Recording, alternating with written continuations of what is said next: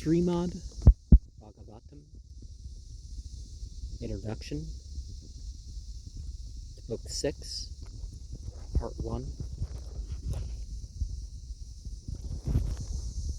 Human society has needs, and its needs can be united to a common cause based on Scripture. Humanity is immersed in illusion and delusion.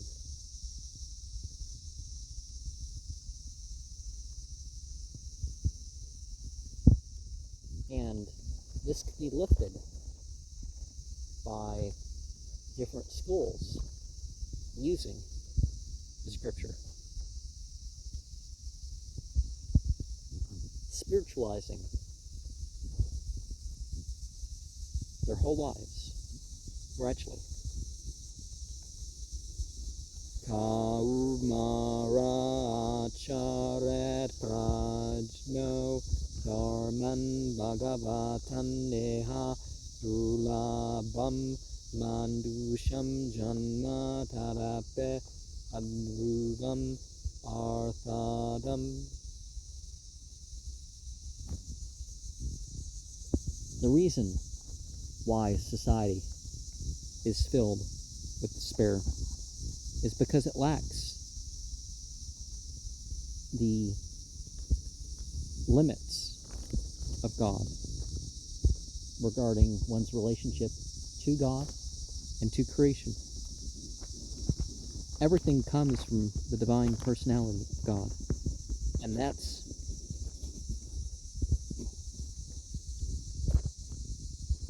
who we should let decide the social order.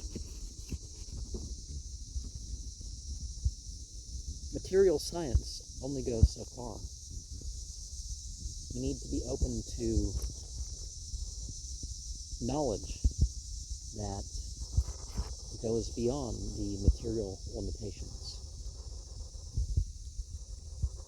Padvag visargo janatanga viplavo yasmin pratis lokam abadvate ape namane anandasya yaso ketane yach chanvante gayante ganante sadava. The literature that is full of narrations of the name, fame, the form, and activities of the forms that are to direct us and remind us of the unlimited supreme. And this will bring about the revolution for a misdirected civilization. And even if the exposure is irregular, the exposure is representative of the revealed and inspired scriptures, if those scriptures are adulterated, are fragmented, as long as people are honest about their devotion and trying, then society can make progress. And with the Srimad Bhagavatam, the first 9 cantos lead one to understanding the 10th, and then the 11th and 12th sort of require the understanding of the 10th. And the 10th is distinct because it deals directly with the sent one for this age. Much like the Bible, it is rearranging the tonic in places and directing its translation towards its idea of a New Testament. So But here, we don't really have that idea of things changing so much for age in any deep sense like that. And some people are going to lose light because of their exposure, those that are around them, and so on. And if we just turn to the spiritual narrations, we will attain to the brightness of what has been left behind, even after individuals have passed. Because we're not fanatics. We don't rely on the physical living of the spiritual teacher and the material knowing of that spiritual teacher for us to be able to take on a spiritual teaching. It's about more than their life.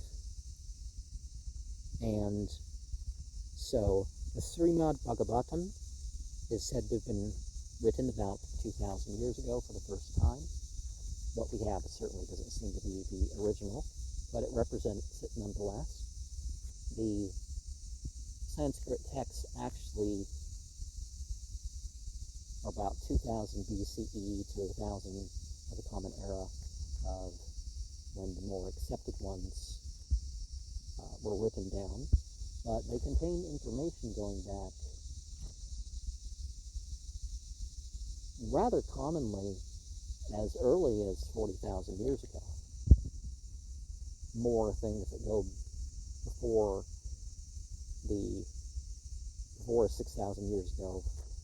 Most of that is less than 12,000 years ago, or maybe 10,500 BCE and whatever. But there are some texts, like this one, that contains information that conveys what has been established as scientific truth for even about 2 million years ago. Now, was this conveyed through revelation, or was it conveyed by humans passing it on to different subspecies and races of humans? Because the current subspecies and races of humans are not the same ones as used to exist, and that's happened a couple times, that there's been this progress of humanity to different groups, basically because of the ice ages and what we ate and that sort of thing. It's not, per se a progress that one group is better than another, because certainly we talk a lot about the Kali Yuga here. And the Bhagavatam starts with telling the person who is the spiritual master of the saints and the worshippers of that particular age. And so it instructs us what we should hear, chant, remember, worship, what we shouldn't do, and what ways are universal. And there's the saying as we go about, there's this, it's supposed to be the testimony of various entities, both human and otherwise. There's supposed to be a cohesion throughout the Srimad Bhagavatam. And it was initially passed on in about 18,000 verses. I don't remember the exact verse. I think it's actually not that number, but the sages that were concerned about humanity passed it on. So this is a particular tradition. And I don't know if there's a different version of the Bhagavatam that's extant. Because the one published by the International Society for Christian Consciousness was the first full translation at the time. Now, some of the translation is indirect, as I have indicated. And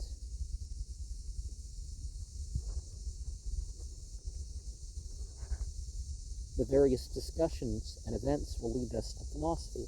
not philosophy that we just wander around aimlessly and make up conclusions. It gives us the method to understand and thereby practice the scripture. And unlike the Bible, the Srimad Bhagavatam does not pretend to be a chronological order, although it does kind of end with cantos 10 to 12 in the way that it ends. And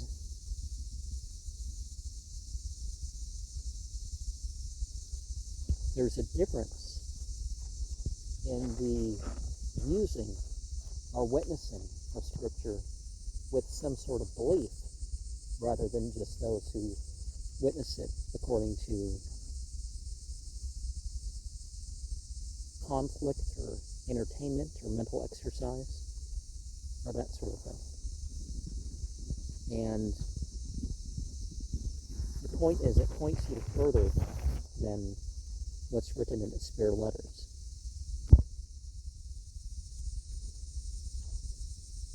Creation, evolution, planetary systems, and other things represent as the main subjects of the Bhagavata Purana. And the 19 chapters of the 6th canto refer to Poshana, or the spiritual protection. And so we start with Jamala, who is very simple, and I may get a little bit nostalgic because I remember when I first read this, I was only able to get a few volumes of the 36 volumes. I now have them all, so expect me to make comments and read the text itself. Not the translation that's with it, but we're going to give it a translation, or give you something to work that. Now, certainly Jamala's main problem was that he became too secular. And when you become secular, your karmakanda ends up falling into sin. And we hear how he became awakened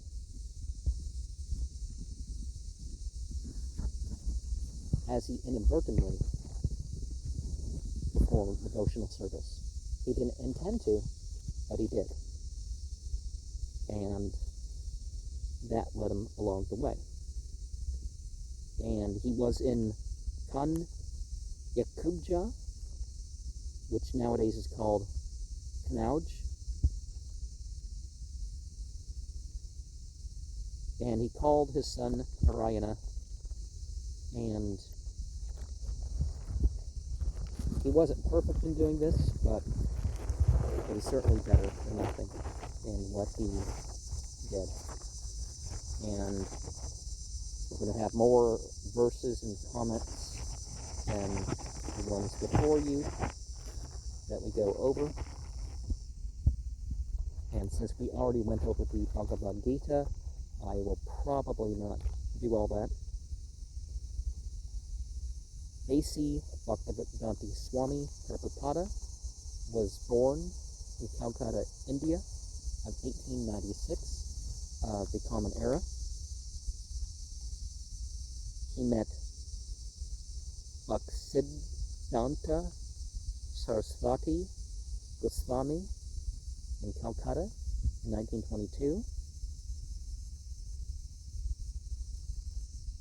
He established 64 spiritual centers, and Prabhupada established a lot more. But he did not formally become a disciple until 1933. And the amount that he memorized, the shelves worth of books, and his ability to process them as more than quotes, as shown by the purports of the various verses that he went into, is extremely impressive. Very few people can do it. Of course, more people could do it if we weren't all obsessed with secular entertainment.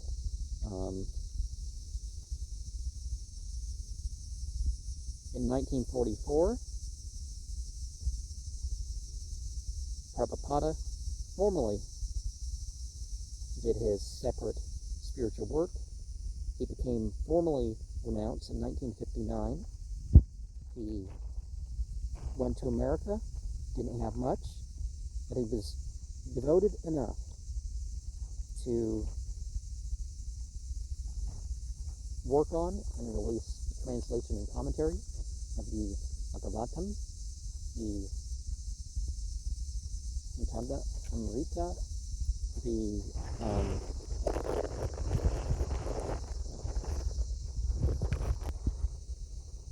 Chaitanya Chart Amrita, so Srila Krishnadasa Kavaraja's biography of Chaitanya Mahaprabhu, and some other texts. We are not going to go over a whole list of that here, but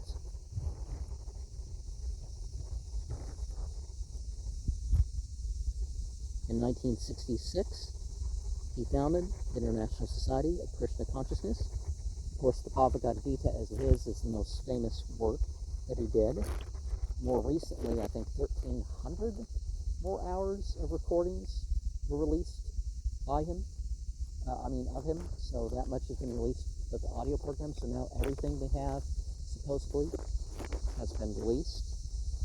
So, I will be going through that and doing comments, not verse by verse, like we have here, but the main thing was the chanting, Hare Krishna, Krishna Krishna, Hare Hare, Hare Rama, Rama Rama, Hare Hare. And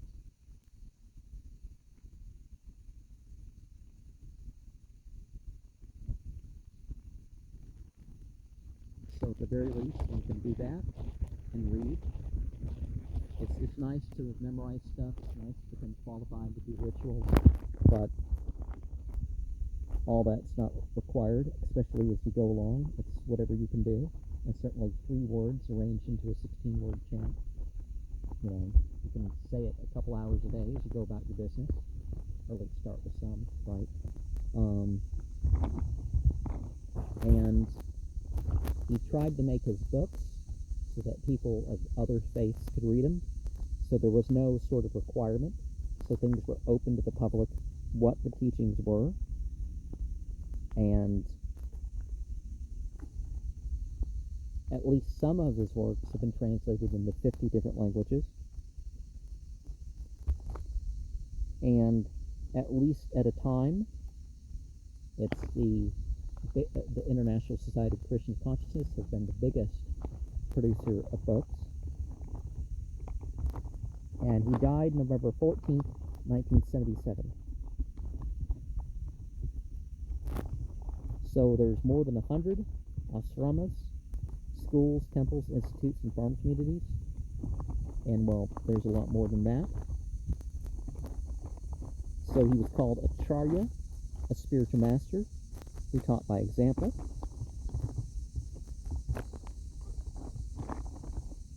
Attempting to convey the Bhagavata Dharma, the eternal religion of the Supreme Personality of God.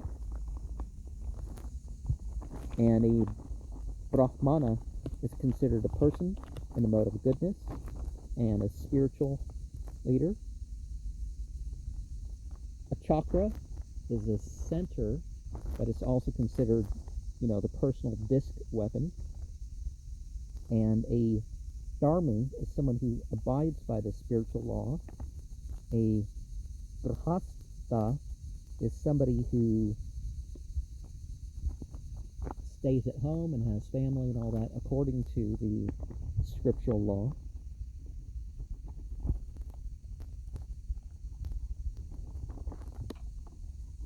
Jnana Yoga is cultivating the mind as a way of connecting to God. Hari is the supreme potency. The Karmakanda is the fruitive activities that improves one's existence or goes along according to desired right. The Langa is the subtle self, but it often ends up being the false ego. The Mahajanas are the great ones that establish the spiritual science. The Maya Sukha is temporary happiness, or the illusion and being, finding your joy with the illusion of mere material existence, or maybe even something that's not even real. The Nama Aparada is the offense against divine name or against scripture. The Omkara is the band that connects to the affirmation, the sound, so how we know deity through sound. And the Panchopasana,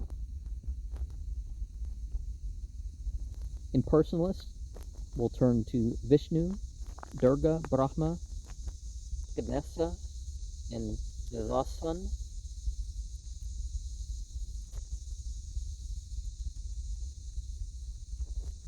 In a materialist sort of way, but a detached sort of way. So an impersonal way of worship, which in a way is fine. It's difficult to we'll put that in context more elsewhere.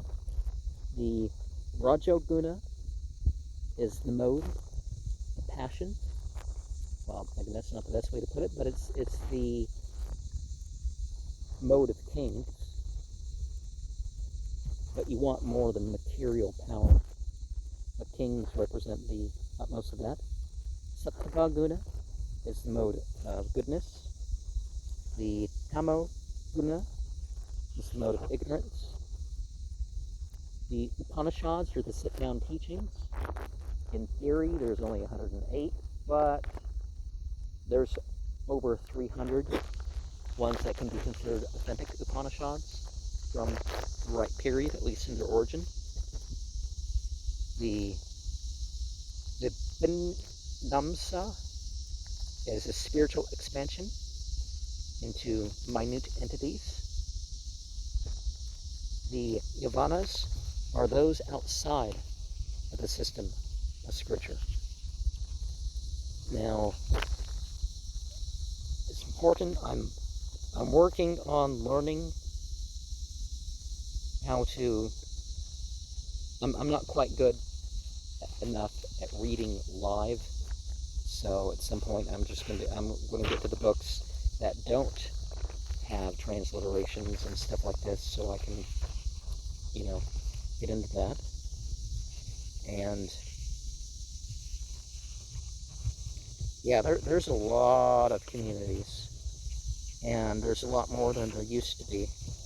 Although there's some loss after Prabhupada died, there's been some relative falling of the order in terms of strength and popularity and stuff. So, and I don't just mean because of the economic clash, and temples are expensive, and even non-fancy buildings are expensive to deal with.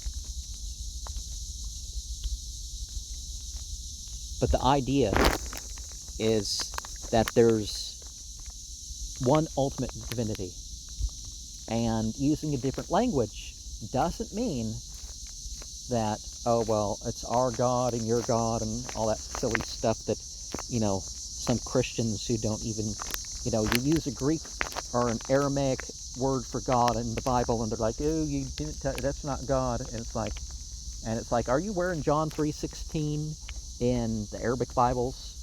Everybody agrees that Allah is God, and Allahumma is the plural, and Ilah is the non-specific form. And so people will use that regardless of their belief or whatever, but certainly the churches will use some of these things and don't have the problems that some of the largely because of the Israel lobby, but that's not really something we're getting into here. We're a spiritual channel. It's not about the political things. And the Bhagavad Gita is said to be revered by about 700 million people. I think the number is actually higher, but then again, maybe the number is lower because India is less attached to spiritual paths than it used to, and some paths are rising that don't regard it in a way other than, there's something in there, but we don't know, right? And we are not the material bodies. We're not the mind, but we are the spirit souls that can find ultimate success in spiritual connection. Now, the International Society of Krishna Consciousness turns to that list of 4 commandments, and you can say that no unlawful killing, and no unlawful eating, no gambling or cheating, no extramarital sex, and no intoxicants. It doesn't matter whether they're legal or not in your state or considered a minor or major one. One just does not take part in them. And so back in, let me check the date. Back in probably 1975, because they probably didn't read it. It could have been 1993. But having at least 5,000 members throughout the world as full-time, 200,000 members outside of India, 267 temples, 440 rural communities, 26 schools, 45 restaurants, and in 71 countries, the International Society of Krishna Consciousness operated. And as much as some interpretations may be particular, people generally agree that it is an authentic movement. It does come from somewhere. There's a lot of disagreement in India because there's so many scriptures and stuff. People have different orders of preference and authenticity and different ways to interpret some of these things. But people agree that, some of their lists and all that other stuff do come from scriptures that didn't start with them. And even if some stuff started with them, that wouldn't mean it wasn't an authentic spiritual movement. But, that's not the idea. And so in reference to what can be used for everybody, we need to work away anxiety and work towards purity. Each of us need to interact with others based on the connection to God, and we need to understand that God ultimately is where even those beings which are considered a causal otherwise come from. And so everything relies on that. And all religions are supposed to have a connection to the love of God. The Bible focuses far more on hate and doesn't have as much detail as people will project upon a couple verses, but still, that's an essential factor of religion. And it's okay to need help from a spiritual master. It's okay to look at how other people understood stuff and to try to understand stuff through unselfish means. That's why it's important to check out what other people have done, because, hey, they may have figured out something because they're not thinking in a way that you are. Is that, oh, these are my interests and stuff, so you're going to learn more of that.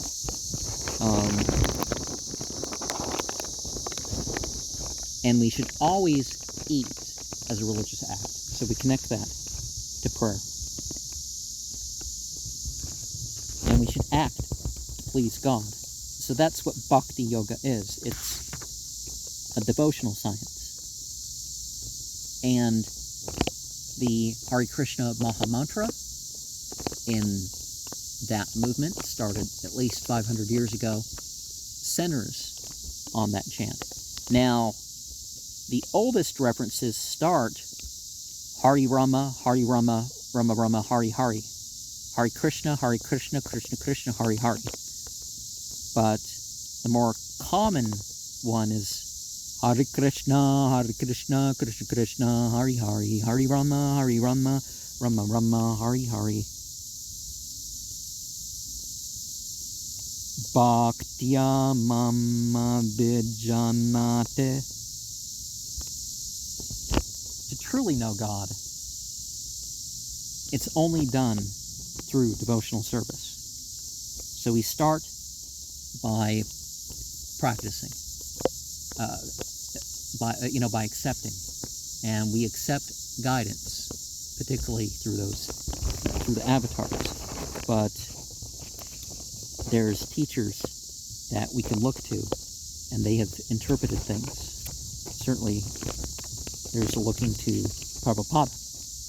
Now, people generally chant on japa beads, so 16 rounds of 108.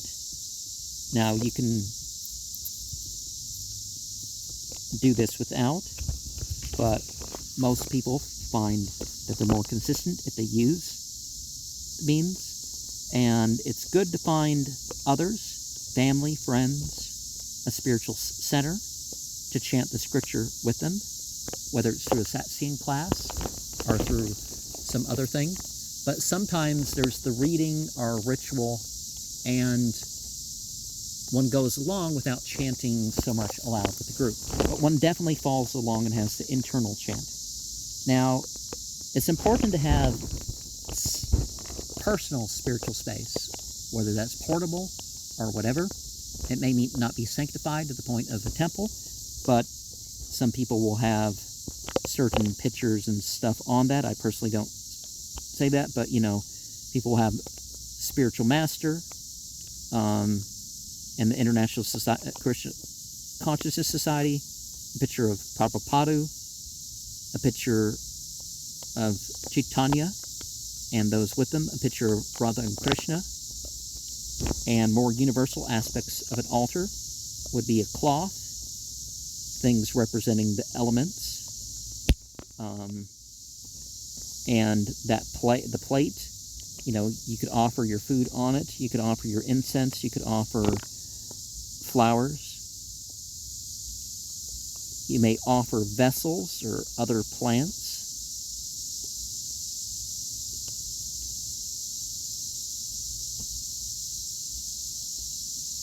And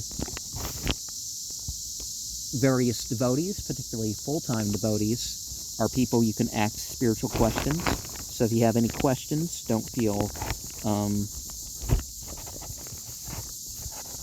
too much to that.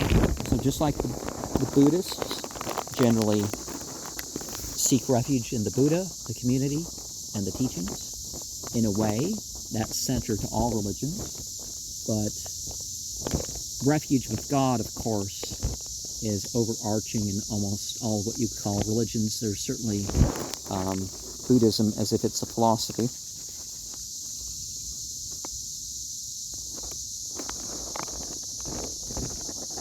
And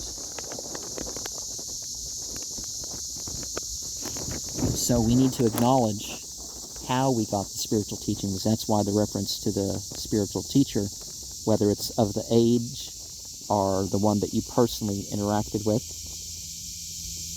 And when you establish an altar, you are presencing something in your home or other such location. And it's important to continually offer, continually refresh things. Now, some people don't want bugs and mice and stuff overtaking their altar, so they offer it and then they eat it if you're using food stuff. And if you're representing a cosmology, it helps to arrange the heights and other stuff like that, figure out the directions that you're going on. And prasadam is the spiritualized food. So it's as if God himself has touched it. And if you can, only have food prepared by people who are also divinely devoted, and check the labels. And some stuff takes time to work through stuff, but figure out what's lawful and what's wholesome and work towards more and more of that. You don't have to burn out towards that. We respect our teachers as dear to God, having taken shelter with what they've left behind.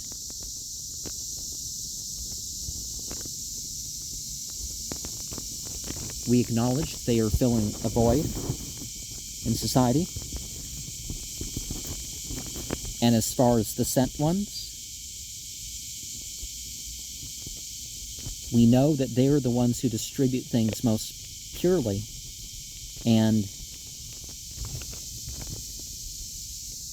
incarnate the command of God that we are supposed to follow. And then, of course, we offer worship directly to God. Namo Brahmanya Devaya Go Brahmana Hitaya Cha Jagadetaya Krishnaya Govindaya Namo Nama. I offer my respectful obeisances unto the Supreme over the light beings, who is to be worshipped by all of spiritual society, who wishes well for the cattle and the priests and benefits the whole world. I repeatedly bring to mind the all-attractive, the protector of the animal world,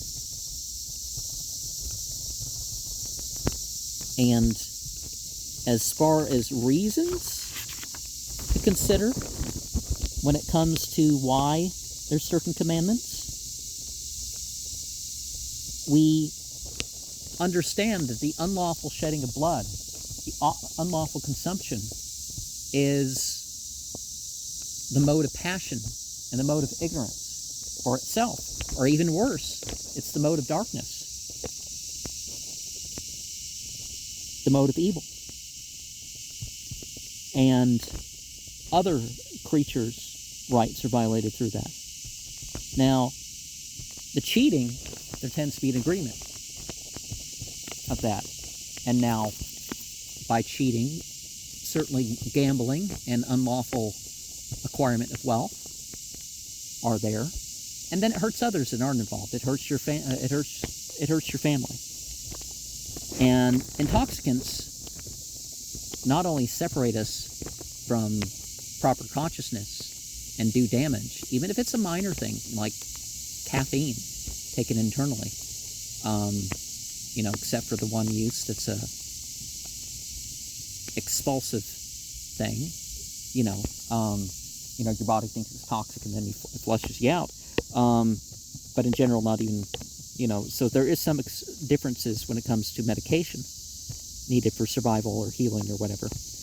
But it also short circuits ways that in different consciousness, if you work on attaining those highs without the drugs, it's pure. It's no feeling of force. It's the feeling of gratitude for reaching these states. There's just so much more about the natural highs versus the one from drugs. There are similarities, but, and people get these ideas about the spiritual highs from that and so the unlawful use of sex is, of course, stayed away from, because one doesn't understand the self-control of God consciousness if you just follow what your organs want. Our work needs to be devotional service. Whatever we're good at, whatever our real duty is, that's what we take part in. And our skills and our talents, you certainly do what's obliged and recommended before you do what's voluntary. But your voluntary efforts are sort of directed by your own personal tastes and abilities and stuff like this. But we don't do things like psychopaths. We don't just decide, oh, it's my personal truth or my no, we step away from that illusion and delusion. And it helps to connect to people that may be able to make your effect in this world more efficient. But don't just beg personalities or wealthy ones or that sort of thing. That's not what's meant. You can privately step aside to the leader of a temple or other place of worship from time to time, and that. But at the very least, whether you have a community for your spiritual practices or not, read, listen, speak for yourself. Be careful about your media exposure. And whatever you've done, there's no loss of what you've done. But you don't want to outweigh that through bad or anything like that. And the actual spiritual path is perennial. It's not dispensational, that there's one type of religion for this age and that age and completely different commandments where you wouldn't even understand the other. Certainly material or psychological culture may be different, but the same thing reappears because it has been broken down over time.